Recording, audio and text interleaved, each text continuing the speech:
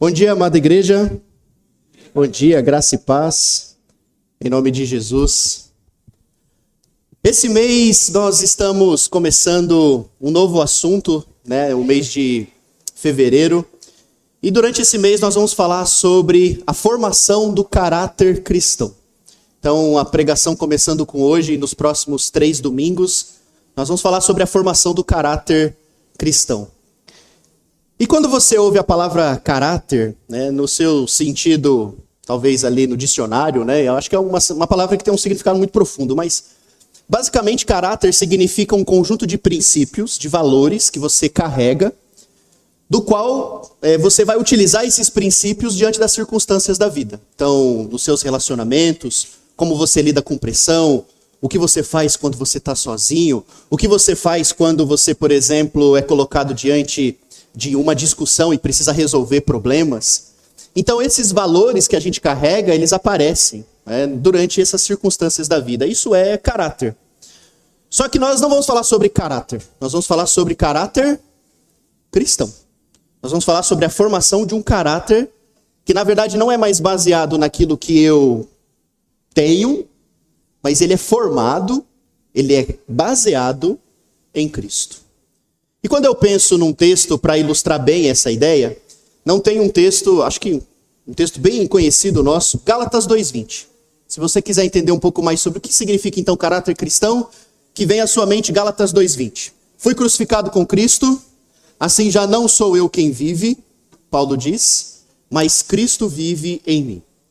E essa nova vida que eu tenho, agora Paulo fala, essa nova vida que eu tenho, eu não vivo mais por mim, mas eu vivo para fazer a vontade dele. Por ele que me amou, por ele que se entregou por mim. Ou seja, eu morri no dia em que eu decidi aceitar a Cristo. Então não sou eu mais quem vive, Cristo vive em mim. Eu não vou viver mais pelo meu caráter, pelos meus princípios, por aquilo que eu acho certo ou errado. Eu vou permitir que Deus comece a trabalhar no meu coração para viver como Ele quer que eu viva. Então olha só que grande diferença. É isso que Deus quer no nosso coração.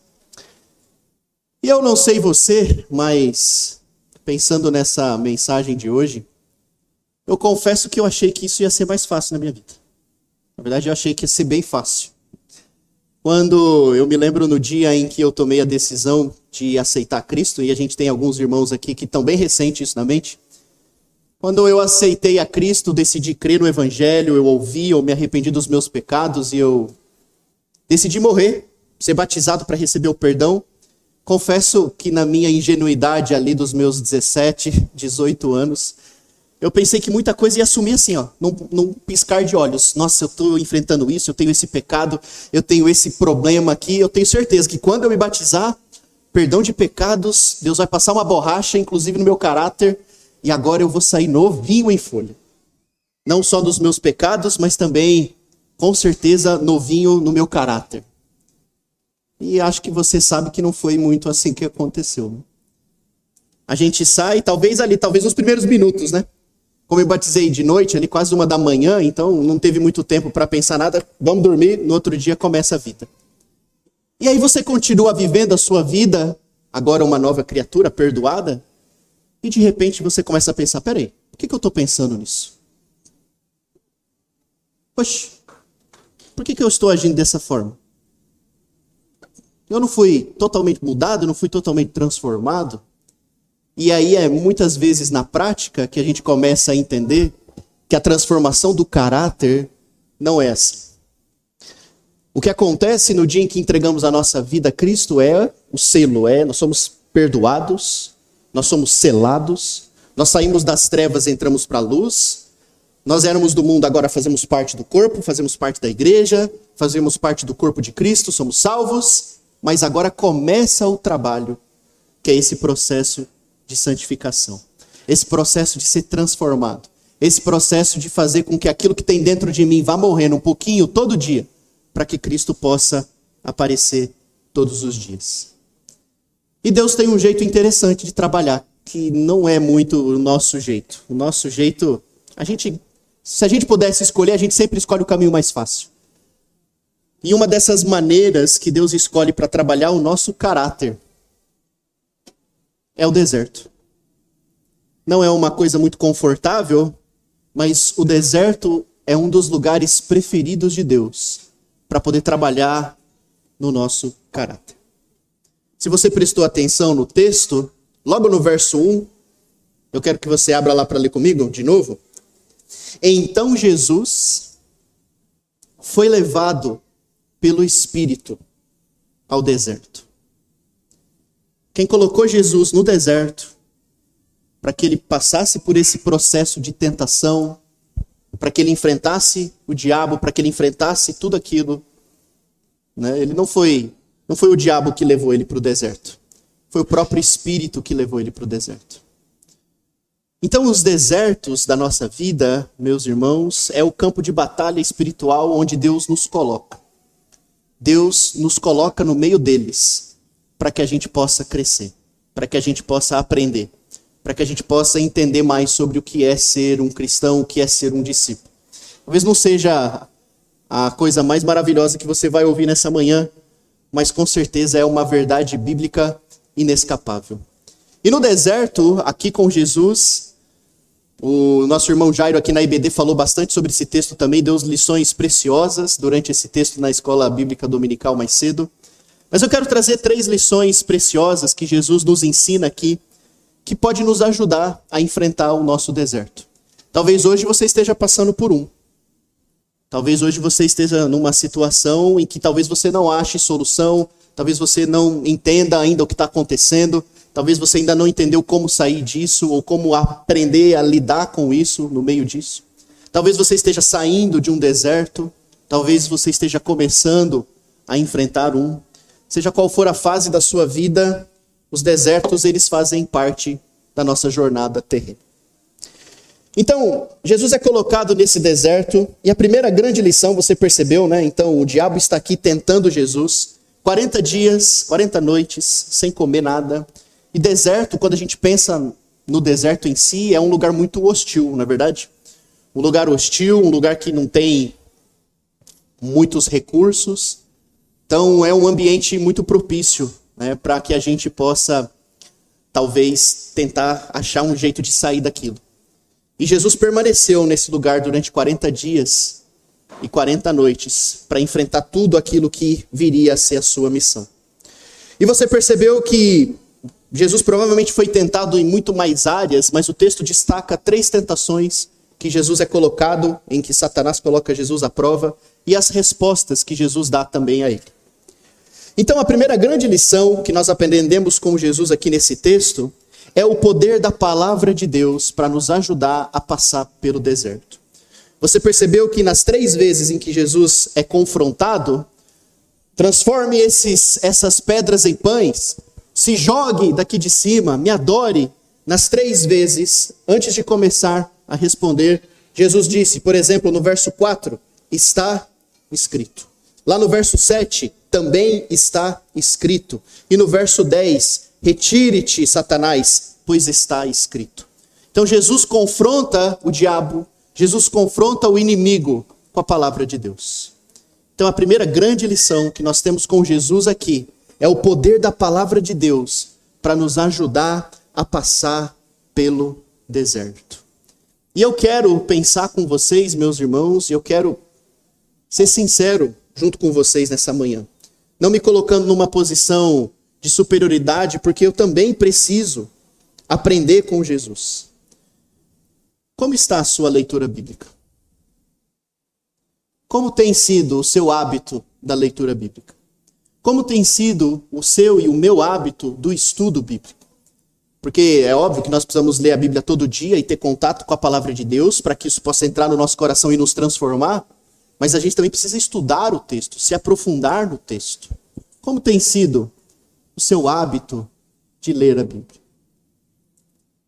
De fato, quando nós paramos para pensar o quão privilegiado nós somos talvez a geração mais privilegiada da história. A Bíblia não é apenas mais um livro, no sentido de impresso, mas a Bíblia está disponível em qualquer lugar, o tempo todo. Na palma da mão, no celular, a gente tem acesso à Bíblia. E por incrível que pareça, nós somos talvez a geração em que menos temos lido a palavra de Deus. E é de se pensar que facilidade nem sempre, às vezes, significa compromisso. Geralmente no começo do ano a gente coloca as nossas metas também. Esse ano eu vou conseguir, esse ano eu vou ler um capítulo por dia, que seja um versículo por dia. Mas a gente realmente precisa pensar mais sobre isso. E se nós estamos enfrentando dificuldades de sermos leitores ou estudiosos da palavra de maneira assídua, então como igreja, o que a gente pode fazer? Como é que eu posso ajudar você nisso? Como é que você pode me ajudar? Então nós estamos aqui para pensar nisso. Eu quero que nós pensemos nisso. Não temos tempo hábil aqui para pensar em todas as possibilidades, mas assim como a oração, que a gente às vezes faz grupo de oração, antigamente as caravanas de oração, reuniões de oração, talvez pensarmos em reuniões de leitura, momentos específicos de leitura. Paulo fala em 2 Timóteo capítulo 3, verso 16, talvez um dos textos mais incríveis, falando do poder da Escritura para nós. Ele diz: toda a Escritura é inspirada por Deus e útil para o ensino, para a repreensão, para a correção e para a instrução na justiça. Que texto incrível. Toda a Escritura de Deus, inspirada, é um sopro. Você quer ouvir a voz de Deus? Está aqui, a voz de Deus. Você quer saber o que Ele tem para a sua vida? Você quer entender os planos que Ele tem para a sua vida? Você quer entender como lidar com as circunstâncias que você está passando no seu deserto? A palavra de Deus tem muito, muito para te ajudar. Muito. A palavra nos ensina coisas novas todos os dias, nos repreende. Precisamos constantemente de repreensão para voltar ao prumo e continuar nossa jornada. Precisamos ser corrigidos, porque Deus quer que a gente esteja preparado para a obra. E é interessante notar que um dos primeiros sinais de alguém que começa a se afastar de Deus, que começa a se afastar da comunhão, que começa a esfriar, é a falta da leitura, é a falta da oração. Mas principalmente o hábito, a falta de contato com a palavra de Deus. A gente não pode deixar isso acontecer. Está se sentindo fraco espiritualmente, está se sentindo sobrecarregado, está se sentindo que não tem solução. Abra a Bíblia, comece a ler. Veja o que Deus vai fazer na sua vida. Confie no poder da palavra de Deus. Isso daqui não é uma obra humana. A Bíblia não é uma obra humana. Deus usou homens inspirados pelo Espírito para produzir esse livro. Pessoas morreram, literalmente, para fazer com que a palavra de Deus estivesse aqui hoje, para que a gente pudesse pregar livremente. Pessoas morreram para preservar isso. E existem lugares no mundo hoje onde as pessoas não têm o livre acesso à palavra de Deus. As pessoas não têm o livre acesso. Elas são impedidas de ler a palavra de Deus. Se elas forem pegas portando uma Bíblia, elas podem ser presas e até mortas, portando a palavra de Deus. Nós somos privilegiados. Lembre-se da palavra de Deus, do poder que ela tem para poder transformar a nossa vida, nos fazer mais próximo de Jesus. A Bíblia é a nossa ferramenta de sobrevivência espiritual. Lembre-se disso. A segunda lição que nós temos com Jesus, então a primeira é o poder da palavra de Deus para nos ajudar a enfrentar o deserto. A segunda grande lição que nós aprendemos com Jesus é que durante o deserto, por mais difícil que seja, não prove a Deus. Não coloque Deus em tentação. Porque é muito comum, ao passarmos por provações, e quem me conhece de perto sabe disso, né? E o David falou um pouquinho sobre isso na semana passada, do poder da gratidão.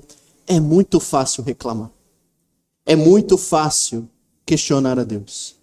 É muito fácil, no meio do deserto, começar até a barganhar com Deus. Deus, se o Senhor me tirar disso, eu vou fazer isso. Se o Senhor resolver esse problema, e a gente começa a pensar em Deus como um balcão de trocas. E a gente se esquece que é necessário passar por isso. É necessário para que a gente possa crescer.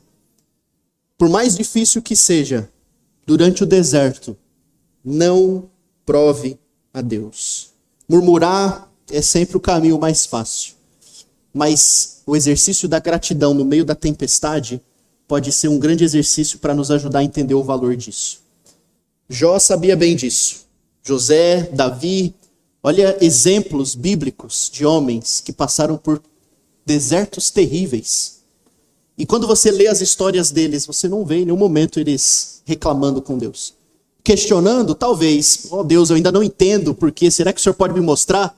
eu ainda não estou entendendo, mas murmurar, questionar a Deus, de maneira nenhuma. Lembre-se que Deus é onisciente. Ele é o Senhor do presente, do passado e do futuro.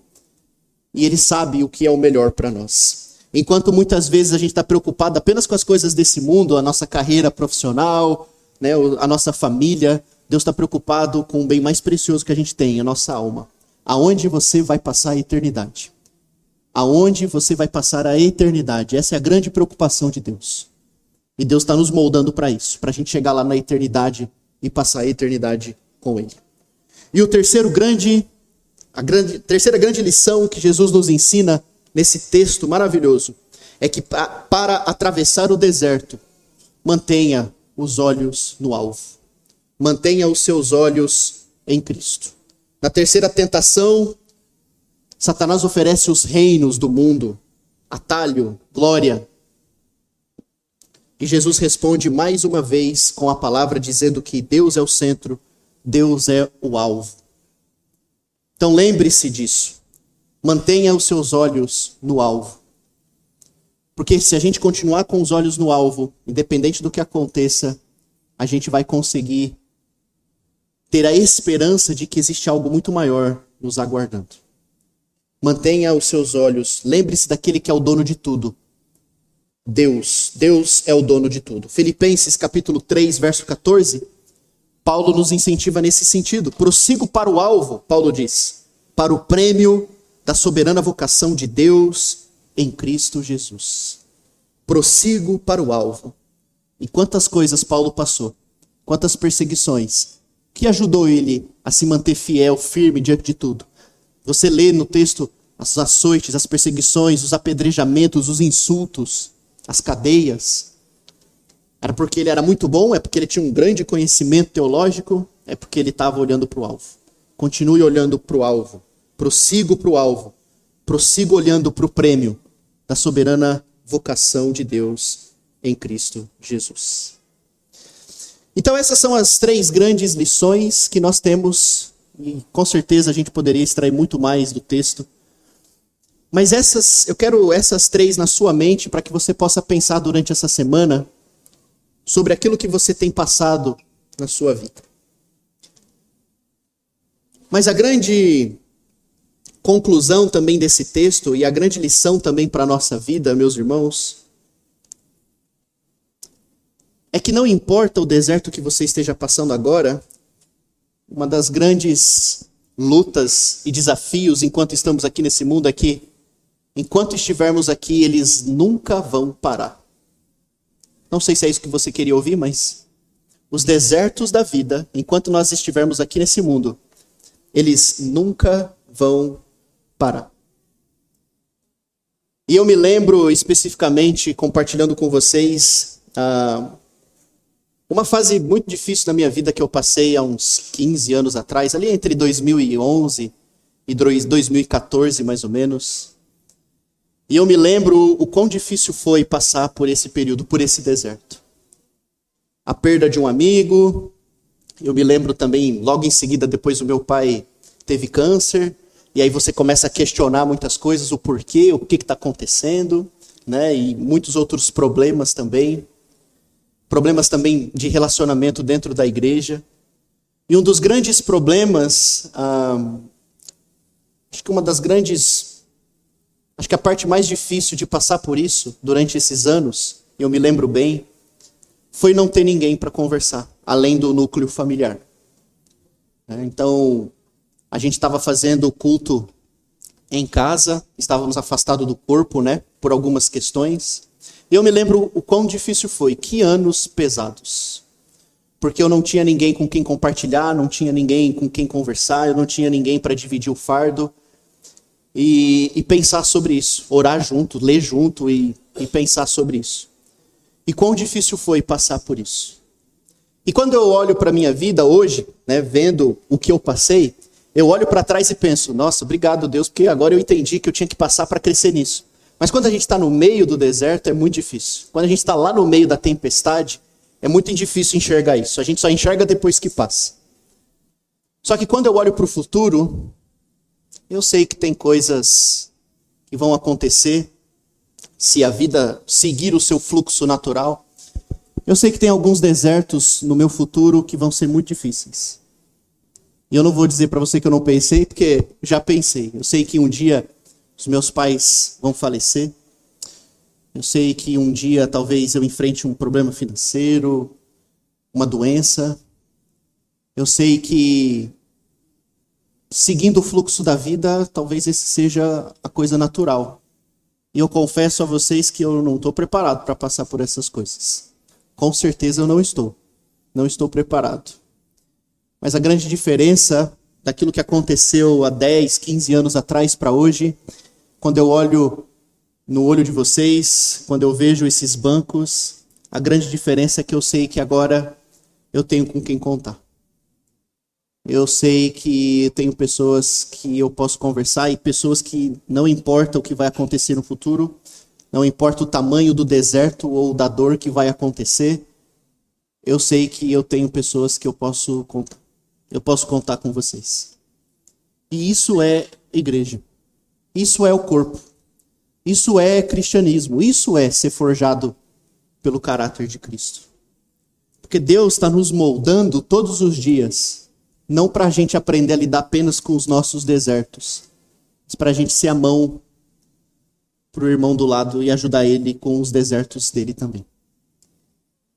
Então, tá precisando de ajuda? Estamos aqui.